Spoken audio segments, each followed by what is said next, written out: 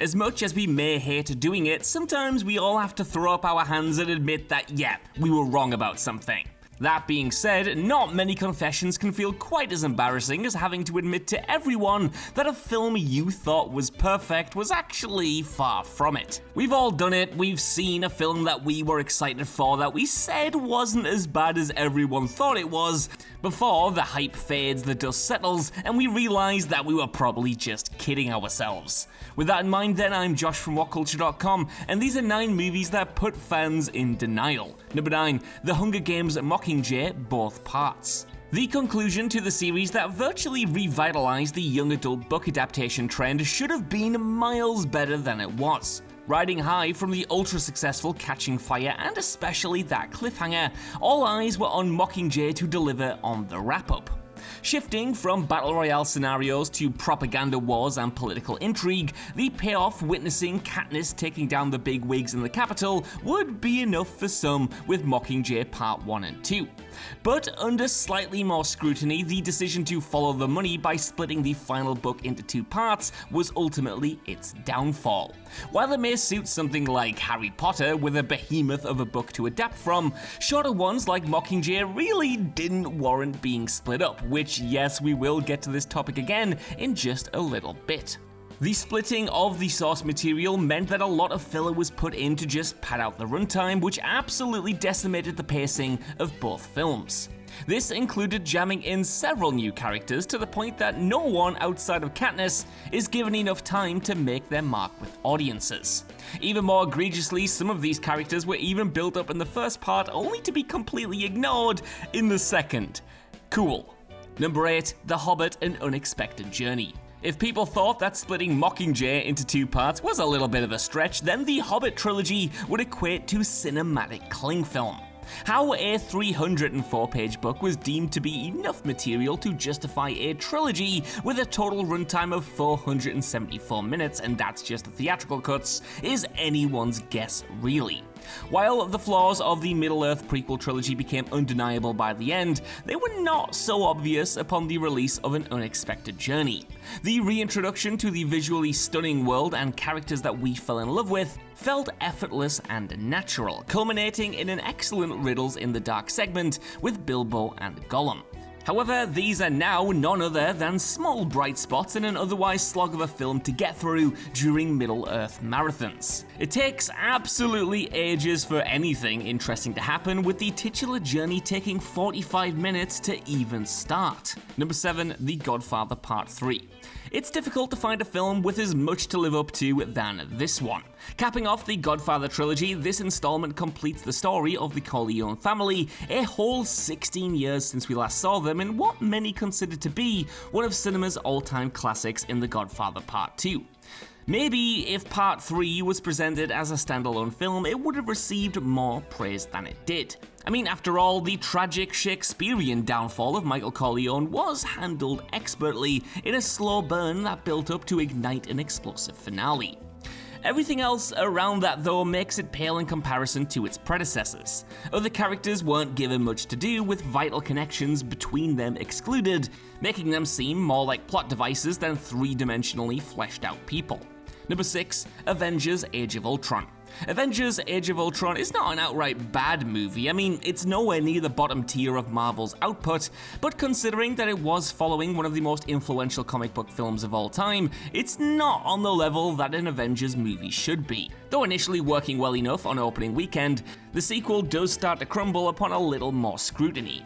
Having more plot holes and nonsensical moments than most in the MCU lineup, it seems as if the focus on the story at hand was sacrificed in favor of awkwardly shoehorning in as much setup as possible for Marvel's next phase. It also doesn't help that way too many characters were given quippy one-liners, not only stopping them feeling unique, but also making it quite annoying to just sit through at times. The sad part is that it could have been so much more, especially with Ultron's remarkable screen presence, which now just feels like such a missed opportunity. Number 5, Indiana Jones and the Kingdom of the Crystal Skull. 2008 was a much simpler time. The MCU still in its infancy, Ledger's Joker making waves, and the return of one of the most beloved characters in blockbuster history made it a pretty good time to be a film fan.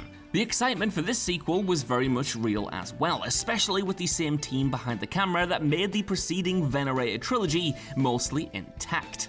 And to be fair, Indiana Jones and the Kingdom of the Crystal Skull isn't without merit like so many films on this list, and it did have a good amount of potential, but as the old cliche goes, there's a massive difference between potential and reality. The new angle featuring aliens rather than deities just didn't work, and shoehorning them at the very end turned out to be a disastrous move.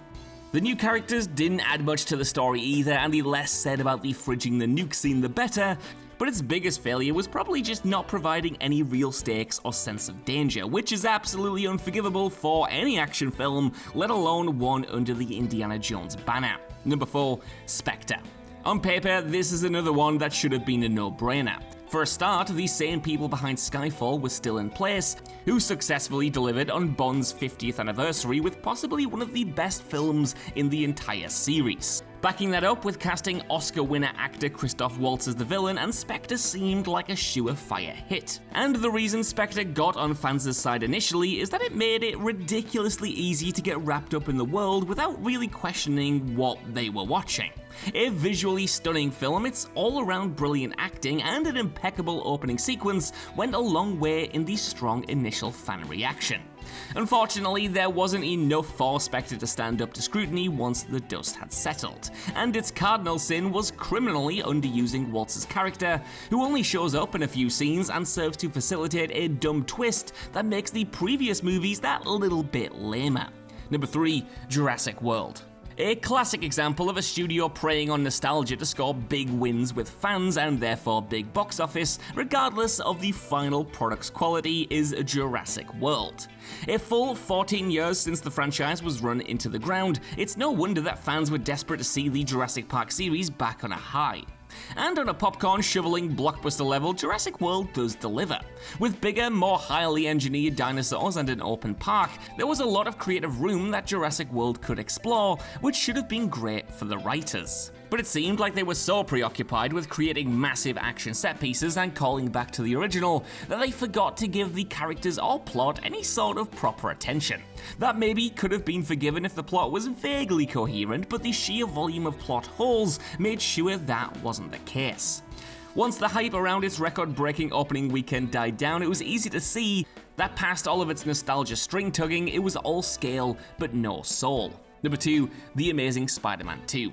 Now, unlike some of the entries on this list, the reception to The Amazing Spider-Man 2 was instantly bad. Everyone hated Jamie Foxx's Electro, Dane DeHaan's Green Goblin, the constant setups for future sequels and spin-offs, and of course the asinine subplot about Peter Parker's parents. What were we in denial about then? Well, that was the idea that Sony could still save this series, and that we didn't need Spidey in the MCU. See, at the time, we knew that talks had fallen through between Marvel and Sony in the past, and as such, it felt like we were just stuck with Sony's live-action Spider-Man plans, like it or lump it. So we found the highlights in these two Andrew Garfield starring movies, and stuck our heads in the sand, hoping that they'd be able to right the ship with the third flick. It was only when Sony cut ties and got into bed with Marvel that we could breathe and admit that, yep, there was no saving this series under the original filmmakers. Number 1, Star Wars Episode 1 The Phantom Menace. Considering the scathing reviews The Phantom Menace has received over the years, it's hard to believe just how good the initial response was. Indeed, fans who queued outside cinemas for days to watch it on opening weekend praised it, and early reviews used nostalgia to justify favourable ratings, where even Roger Ebert gave it 3.5 out of 4.